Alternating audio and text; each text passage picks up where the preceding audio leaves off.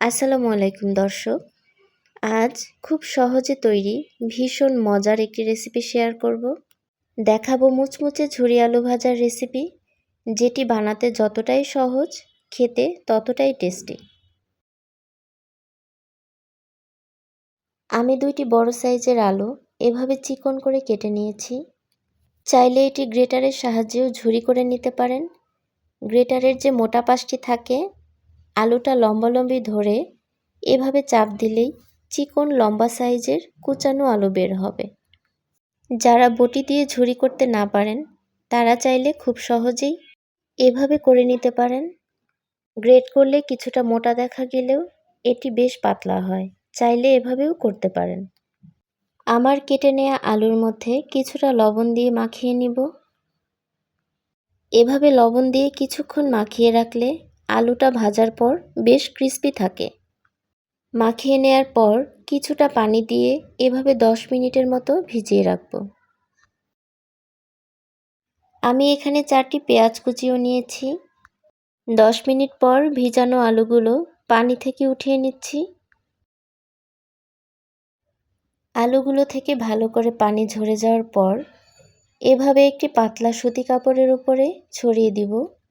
তারপর ফ্যানের বাতাসের নিচে রেখে দেব ঘন্টাখানেকের জন্য, যাতে এগুলোর গায়ের পানি খুব ভালোভাবে শুকিয়ে যায়। ঘন্টাখানেক এভাবে রাখার পর এর গায়ের পানিটা শুকিয়ে গিয়েছে। এখন উঠিয়ে নিচ্ছি।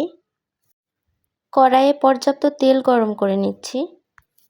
তেল ভালোভাবে গরম হলে পরিমাণ মতো ঝুরি করে রাখা আলু দিয়ে দিচ্ছি।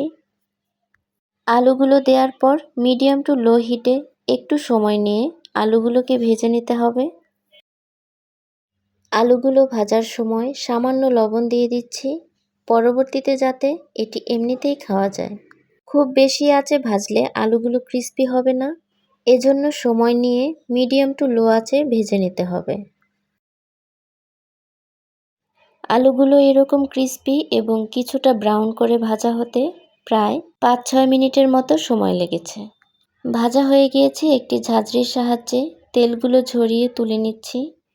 এভাবে সবগুলো আলু ভেজে নিতে হবে। একটি ছাঁকনির উপর কিছুটা কাঁচা বাদাম নিয়ে এভাবে ভেজে নেব।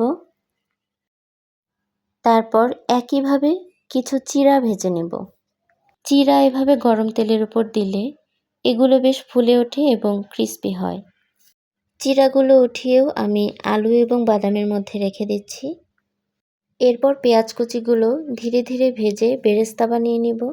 আমি পেঁয়াজের মধ্যেও কিছুটা লবণ দিয়ে দিচ্ছি। খেয়াল রাখতে হবে পেঁয়াজ যেন খুব বেশি ভাজা না হয়, অর্থাৎ বেশি লাল হয়ে না যায়, তাহলে এটি তিতা লাগবে। ভাজা হয়ে গিয়েছে, এখন তুলে নিচ্ছি। আমি সমস্ত তেলগুলো ঝরিয়ে এভাবে তুলে নিচ্ছি।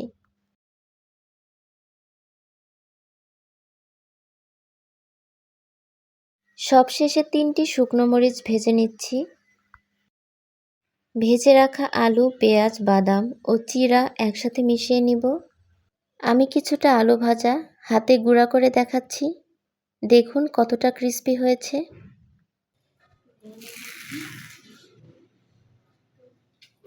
যেহেতু আলু ও পেঁয়াজে সামান্য লবণ দিয়ে ভাজা, এখন অল্প লবণ দিয়ে মরিচগুলো গুঁড়া করে নিচ্ছি। তারপর মরিচের গুঁড়া উপকরণগুলোর সাথে মিশিয়ে নিব। চাইলে এভাবে এয়ারটাইট পাত্রে রেখে মাসখানেকের জন্য সংরক্ষণ করতে পারেন। একই রকম মুচমুচে থাকবে। আর এখানে যেহেতু ঝাল লবণ মেশানো আছে, এটি এমনিতেও চানাচুরের মতো খাওয়া যাবে।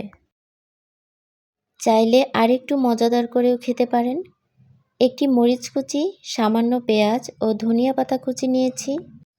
মরিচ, ধনিয়া পাতা ও পেঁয়াজের জন্য অল্প একটু লবণ দিচ্ছি। উপকরণগুলো চটকিয়ে মিশিয়ে নিচ্ছি। পরিমাণ মতো সরিষার তেল দিয়ে দিব। এখন ঝুরি আলু ভাজা থেকে কিছুটা নিয়ে মিশিয়ে নিব।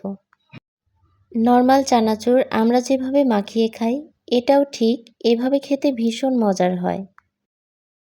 এখন খুব সস্তায় আলু পাওয়া যাচ্ছে, চাইলে এটি বেশি করে বানিয়ে অনেক দিনের জন্য সংরক্ষণ করতে পারেন। প্রিয় দর্শক, আশা করি ভিডিওটি ভালো লেগেছে। ভিডিওটি ভালো লাগলে লাইক, কমেন্ট, শেয়ার করে পাশে থাকবেন এবং আমার চ্যানেলটিকে সাবস্ক্রাইব করবেন। সবার সুস্থতা কামনা করে আজ বিদায় নিচ্ছি। আল্লাহ হাফেজ।